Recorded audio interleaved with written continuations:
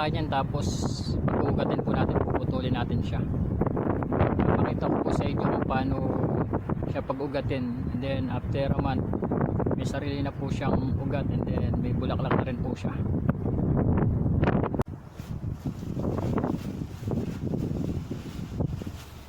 Ito na po yung nakuha nating sanga ng kalachuchi. Pinutol natin doon.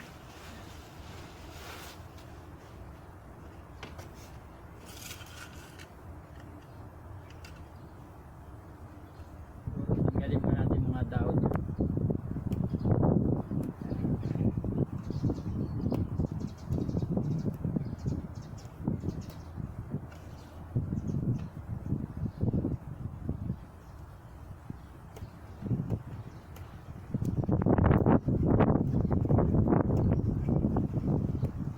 Natanggal po natin yung mga dahon para po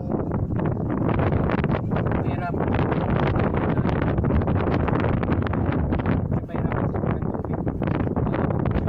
Kailangan po niya na matanggal muna yung mga dahon.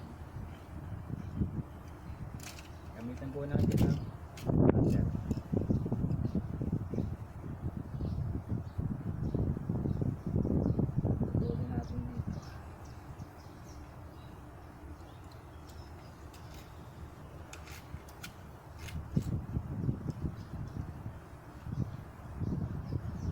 Dahan na po, baka matalim.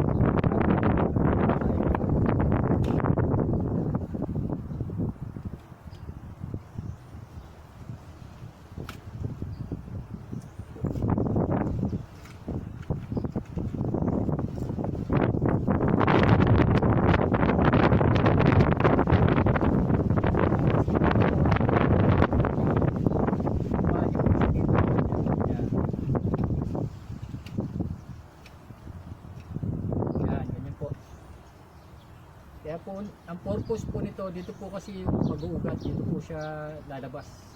Kaya madali po siya mag-uugat dito. Kaya kailangan po natin siyang tanggalan.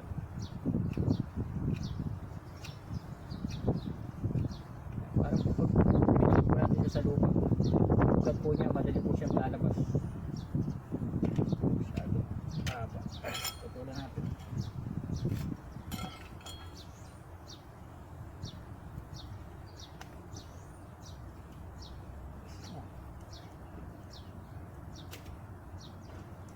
Tingnan natin para pagka lagay natin sa lupa, mabilis po siyang lalabasan ng ugat. Tanggalin po ulit natin yung mga dahon para po yung sanga na ilulubog natin sa lupa, hindi po sila mahirapan kumuha ng tubig. After mga 3 weeks po or 1 month, lalabasan naman po siya ng dahon. Kailangan po niya kasi magkaroon na siya sariling ugat.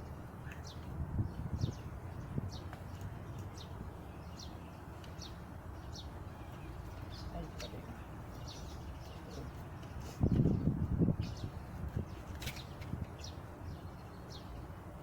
Ingat lang po kayo sa paggamit ng cutter. Matalim po, baka po mahiwain. Maganda na siyang design. Kailangan pa rin natin yung sayang.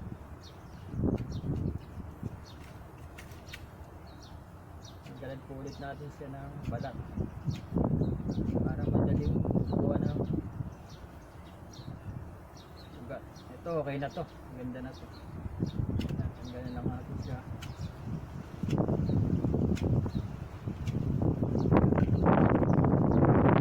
Sa lupa.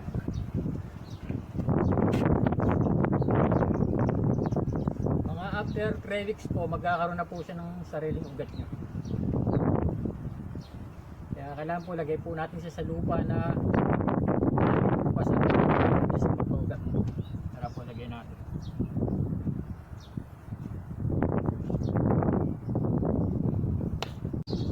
Yan po, dyan ko na po sila nilagay. Kung basa po kailangan yung lupa para madali po silang magkaroon ng ugat. Yan po. Pero dire-diretso pa rin naman po sila. Tanyo po. Ang bulaklak na rin po siya. Bumuka na po yung bulaklak niya. After 3 weeks po, lilipat na po natin yan sa paso. Yan. Up. Puno po pala siya ng kalachuchi. Maganda po kasi yung bulaklak niya, kaya pwede po siyang ilagay sa paso, gawin pang display sa bahay. Madali lang po siyang patubuin, paglagyan ng ugat. Madali po siyang mabuhay, kaya okay po siyang pang indoor or outdoor.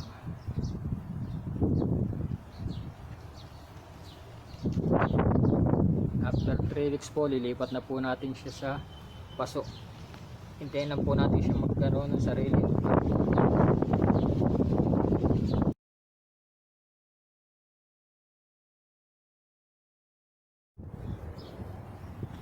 Ayan, yan na po yung aking mga halaman na kalachuchi po. After 45 days, meron na po sariling dahon. Yan po, palabas na din po yung kanilang mga bulaklak. Yan po, okay na po. Sana po may natutunan po kayo sa video ko.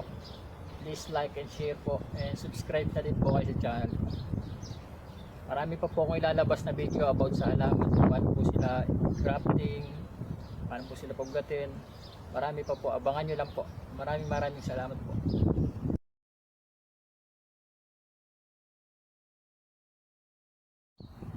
Ayan na po siya after 50 days. Ito na po yung kanyang bulaklak. Ganda po ng kanyang bulaklak. Isa po siyang kalachuchi. Ayan na po, nagbuka na po yung bulaklak niya. After 50 days po yan.